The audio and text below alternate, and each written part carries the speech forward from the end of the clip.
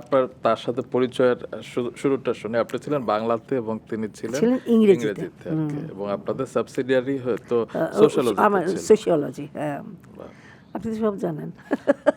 এও জানি যে আপনার সাথে যখন দেখা হতো তিনি মাথা নিচু করে হাঁটতেন। কেন উনি এখনো কিন্তু উনি বরাবরই ভদ্রলোক, অর্থে ভদ্রলোক, অবশ্যই আমাদের মতন ভদ্রলোক না। তারা একটা ডাকনাম বোধ আছে রঞ্জু। রঞ্জু, জি জি, তো বাড়ির নাম।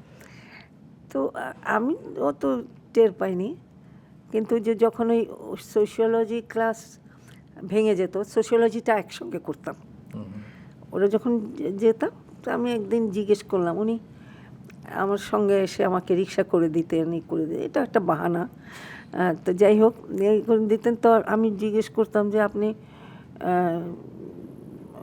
চোখ তুলে তো তাকান না, আমাকে দেখলেন কি করে? আমি কেন? তো বলে যে না, চোখ তুলে তাকিয়ে আপনাকেই দেখেছে, আর দেখিনি কাউকে।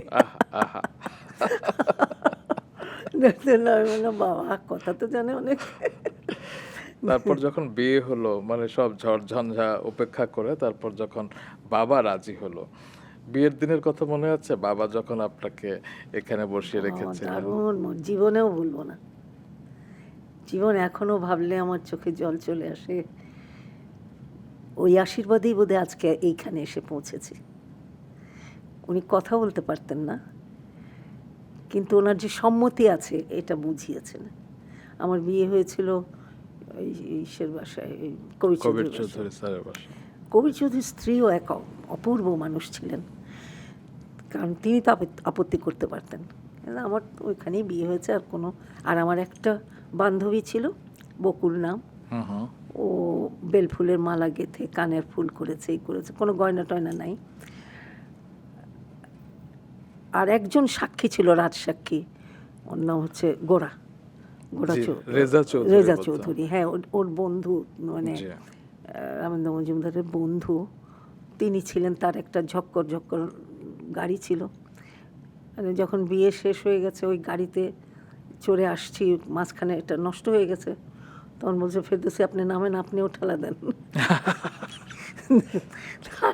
মানে আপনি বিয়ে করে আবার গাড়ি ঠেলা দিয়েছে, আমি, ও, আমার স্বামী, সবাই দিয়ে তারপর কোনো রকম আবার গাড়ি চলেছে। আর তো নাই কেউ। এটা কি 1970 সালের 13 জুন? 1970-এ 14ই মার্চ। আচ্ছা, 14ই মার্চ। বাসায় যখন এসছি, বাবা বসে আছেন অধীর আগ্রহে, কথা বলতে পারেন না, ডাক দিয়ে বসিয়েছে, দুইটা পায়ে শীর্ণ, দুটা পা। আমরা বসতে চাইনি, ইশারা করছে বসতে, আর এই অঝোরে কাঁদছেন, আর দুইটা আমার মুখ আর ওর মুখ দুই হাত দিয়ে মুছছেন। আমার এখনো মনে হয় আমার ওই আশীর্বাদই কিন্তু আজকে আমি, ওই কথা না বললে কেউ বোঝা যায় যে প্রাণ ভরে আশীর্বাদ করছেন।